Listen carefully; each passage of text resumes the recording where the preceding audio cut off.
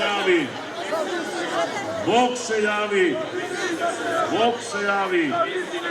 Честит и вечен ден е празникот. 26-годишниот Христијан Ниневски од Скопје беше најсреќниот од 130 верници кои скокнаа по крстот во осветените води на Вардар во центарот на Скопје. Тој и лани беше најсреќен.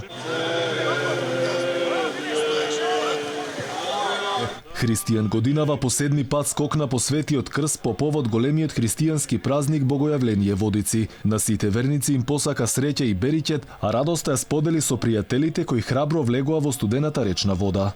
Прекрасно да сте живи и здрави сите, Бог се јави. За многу години сите. Минатата година ми донесе синче. Здравија, среќа на мојата фамилија, тоа им посакувам на сите.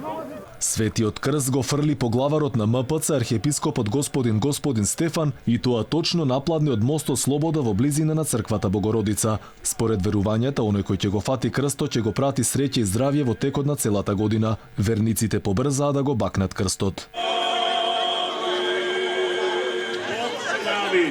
Чинот на фрлањето дојдоа да го видат голем број граѓани распределени од двете страни на Вардар. Архиепископот зборуваше за значењето на празникот.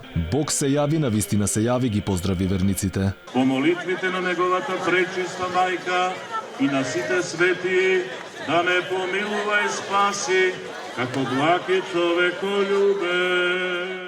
Инаку претходно поглаварот на МПЦ богослужеше златоусова литургија во црквата Рождество на Пресвета Богородица. Инаку на овој голем ден се верува дека е крстен Исус Христос во водите на реката Јордан од страна на Свети Јован. Празникот уште се нарекува и Водици, кој се празнува уште од вториот век. Во водите се фрла крстот, тие се осветуваат и стануваат лековити, а со празникот завршуваат 12 така наречени некрстени денови и зимските празници.